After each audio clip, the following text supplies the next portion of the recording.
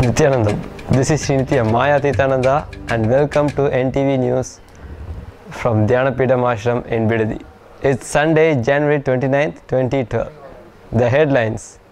In today's Bhagavad Gita discourse, beginning with chapter 4, verse 2, Swamiji expands on our most precious treasure. Inner Awakening participants prepare for the ride of their lives. The news on NTV News. Pratiksha Pada Puja. The experience from Phoenix. And 2012 Transform Now webinar retelecasting tonight. Now for the main news. In today's talk on Bhagavad Gita, chapter 4, verse 2, Swamiji discusses the way in which the original intensity of spiritual teaching is lost. I will give you the physiology of the yoga. Understand? I am giving you the physiology of the yoga, not psychology, because I don't believe in psychology. I believe only in physiology. I give you the physiology of the yoga. Why the yoga gets lost? First thing, whenever you teach this science, create an ambience where people will practice. Create the space where people have the spiritual freedom to practice. Please understand. Morning 5 hours of sadhana in our organization is not bondage. It is a spiritual freedom I give you. Morning 5 hours, 5 to 10. We dedicate it for spiritual practice. We call it Pancha Sadhana. First we do yoga, pranayama. Automatically the pranayama happens along with yoga. And then the puja, satsang, kriya. This Pancha Sadhana. Don't think it is a bondage. Oh, I am like a prisoner. Morning 5 o'clock I have to get up. Until 11 o'clock I have to do. No, it is a spiritual freedom. Understand? Whether you are a person making 30 rupees per day in India. In India there are so many people who work and make 30 rupees per day. Or 300 crore per day. In India there are people who make 300 crore per day. I tell you, I closely work with both age people. People who earn 30 rupees a day, they also come and stand in queue in Sarvadarshan for my blessing. People who make 300 crore per day, many of them also have come and stood in the same hall for Sarvadarshan. Understand? These barriers are witness. These chains have stopped 30 rupees per day person and 300 crore per day person. These chains have handled both of them. I tell you, keeping these chains and barriers as a witness. Whether it's a 30 rupees per day person or 300 crore per day person, they can't take 5 hours out of their life for their conscious growth. I tell you.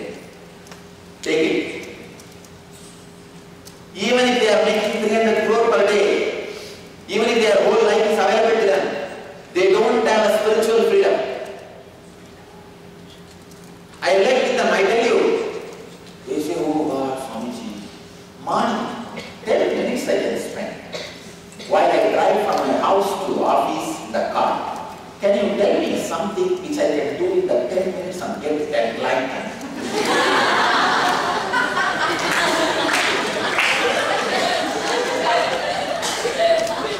I want to tell you, just don't press the brake and press the accelerator.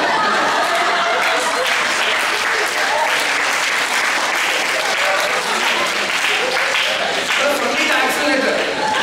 Don't press the brake. You will straight away have Jeevan.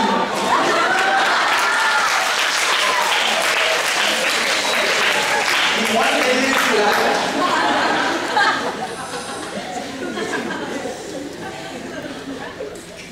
No, whether it's a 30 rupee per day person or 300 crore per day person, people don't have 5 hours that they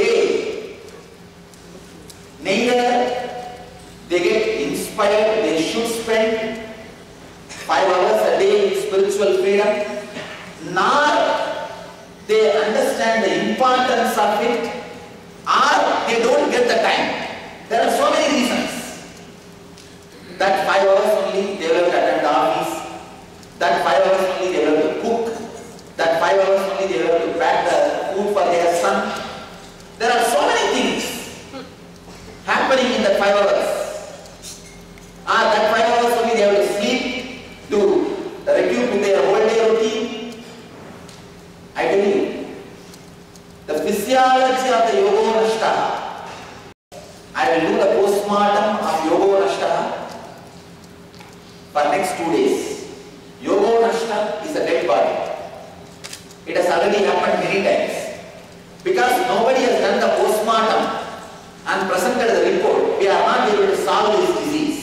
One, you should be given inspiration, understanding, should not be given any other work. Even if there are few days when your inspiration and understanding goes down, you should be forced, enforced.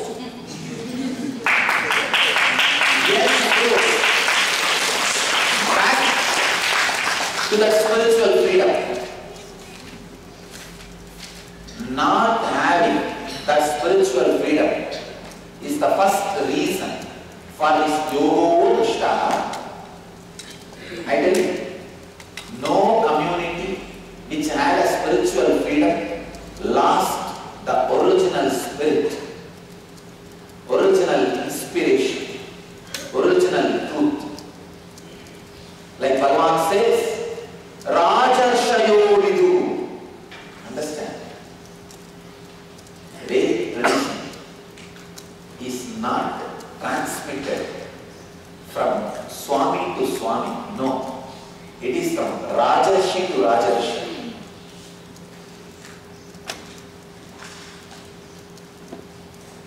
Unfortunately, when the Rajarishis did not have their spiritual freedom, as I described now, the morning 5 hours when it was taken out of the spiritual freedom and used for something else, this yoga nashta started happening.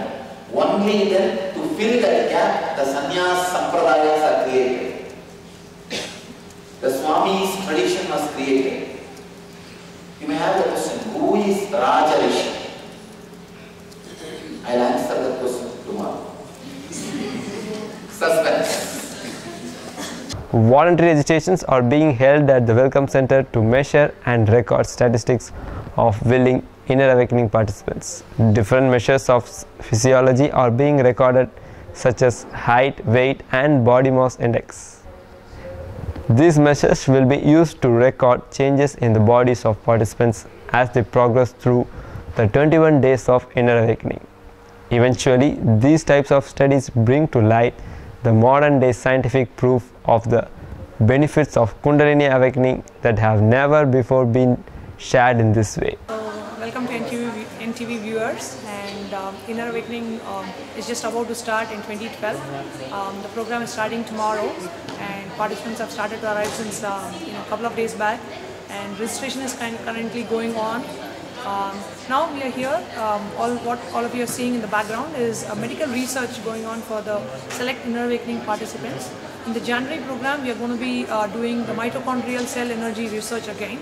We have done it once in the past, and we want to do it again to see the effect of the Inner Awakening program in the cells, in the mitochondrial cell energy for each of the participants. So we'll be taking a measurement before the program starts, which is on the day 0, and then on the last day of the program, which is the day 21, and then we'll be able to compare the results and be able to publish the results very soon.